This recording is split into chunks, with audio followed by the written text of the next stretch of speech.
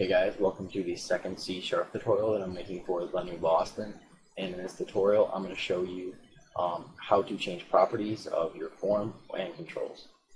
So first, let's just change the size of our form. For like if we don't like the size of it or we want to make it bigger or smaller, all you have to do is click on your form and see these little boxes right out here. You're just going to hover your mouse over one of them and then just click and drag, and you can make your form any size you would like.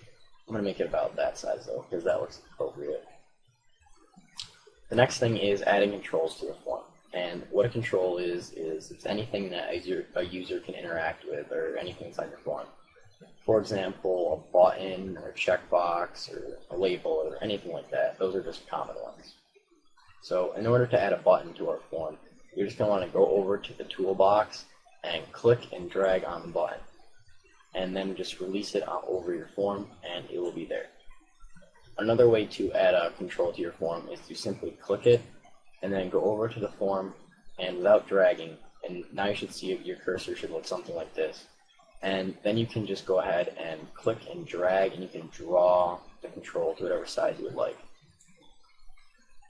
Once you have placed your controls, you can move them. You don't have to if they're not there. You can go ahead and just click and drag on the control, and you can move them around. And as you can see, there are these little lines around your control when you move it. And what that means is it'll help you align your control with other controls. So if we wanted to make these be right next to each other like that, so it looks cleaner, then we can just release and they'll be right aligned like that. Or if we want to make it a certain distance away from side, it'll always be when they're the same lines like that, that means they're the same distance away. If you don't want to do that, you don't want your form or your control to get stuck when you're moving it, all you have to do is hold down Alt, and you can move it the slightest bit, and you can move it anywhere you want. Those lines are not there anymore. And then you can just release.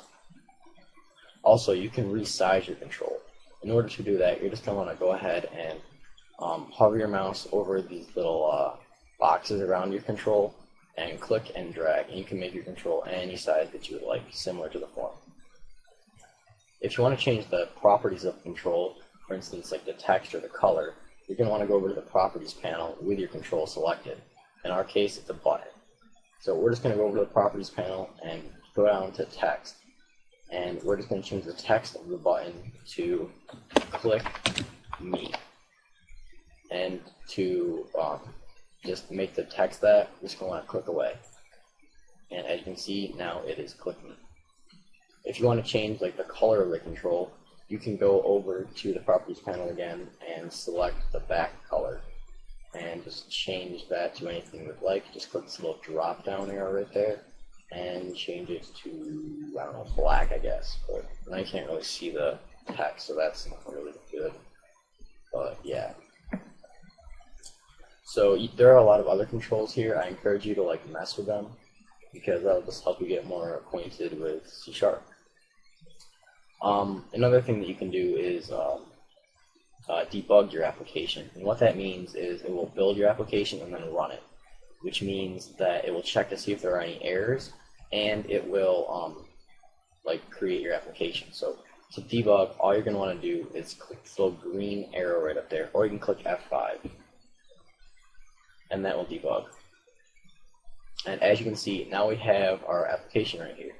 And it has all the properties that we did. We have our button with the white color for the background, and we have our other button.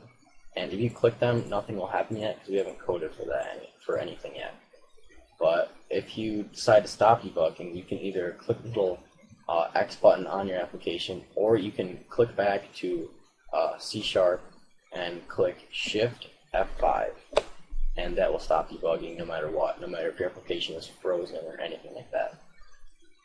So that's pretty much it for this tutorial. In the next tutorial, we will get into actually writing code. So see you guys.